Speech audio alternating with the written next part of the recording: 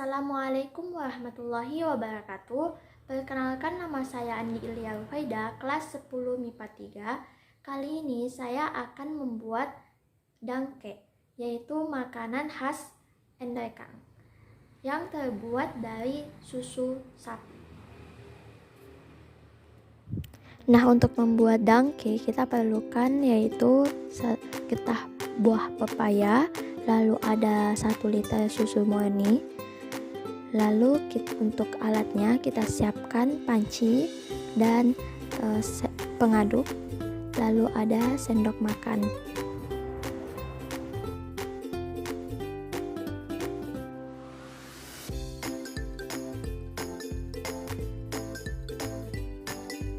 Untuk bahan pelengkapnya ada garam kasar, lalu untuk alat tambahannya ada piring dan saringan.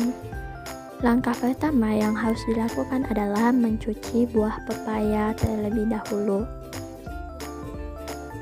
Nah, buah pepaya yang digunakan adalah buah pepaya yang masih muda, yang masih hijau.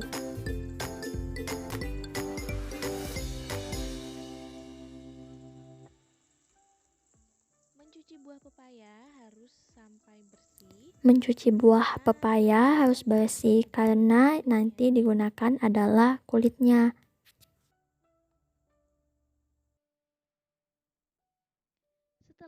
Setelah dicuci dengan bersih, kemudian pepayanya dikeringkan menggunakan lap.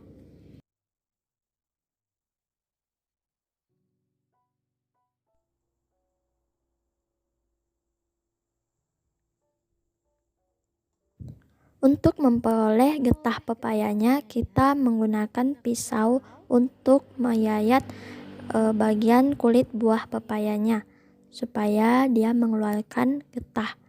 Nah, seperti ini getahnya yang berwarna putih.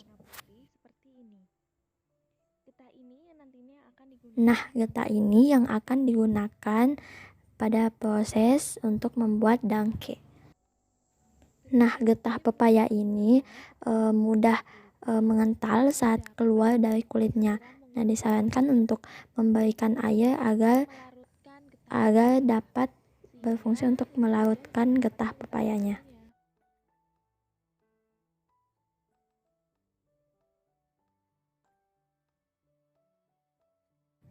Nah, selain disayat, untuk mendapatkan getah pepayanya juga bisa dikupas kulitnya agar dapat mempermudah untuk memperoleh getah buah pepayanya.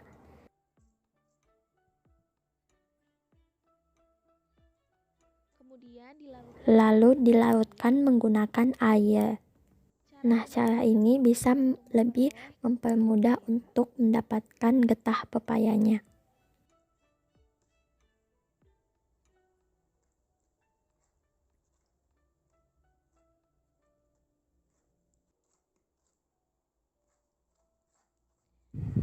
Lakukan dengan cara menekan-nekan kulit pepayanya sampai airnya mengkeruh seperti ini.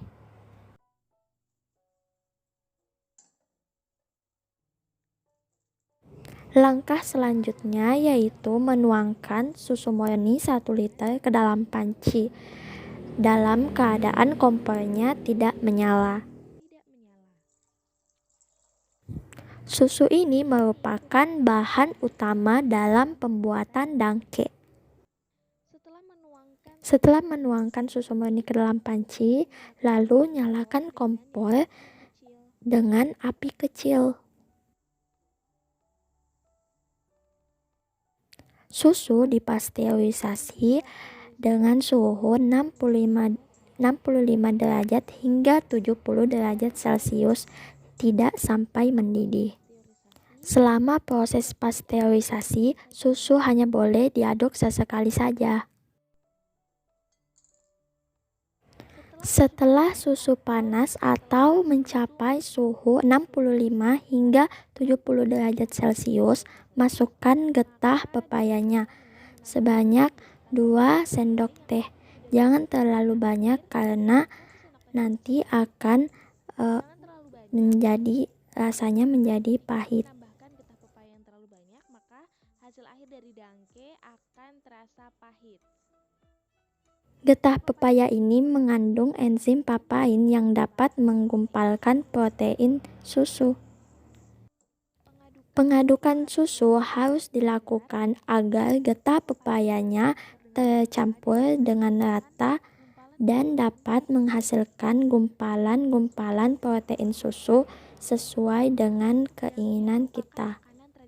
Dangke merupakan makanan tradisional khas Enderkang. Yang pada awalnya, dangke ini terbuat dari susu kerbau. Dan dangke ini memiliki rasa gurih seperti keju.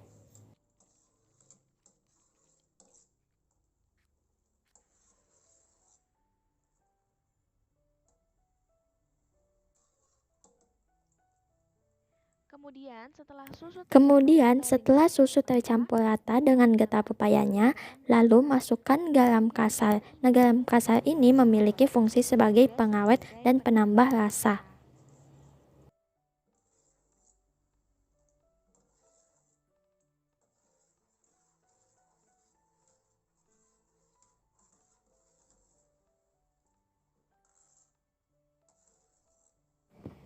Nah, setelah proses tadi, gumpalan-gumpalan protein sudah terlihat yang biasa disebut curd. Setelah gumpalan proteinnya banyak, kita melakukan proses penyaringan untuk memisahkan antara gumpalan proteinnya dengan cairan susunya.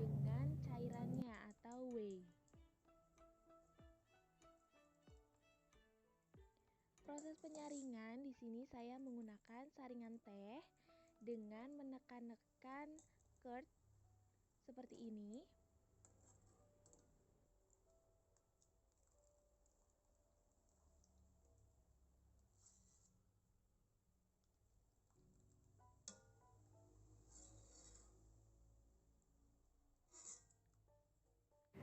Lakukan penyaringan hingga gumpalan proteinnya dan cairan susunya benar-benar terpisah.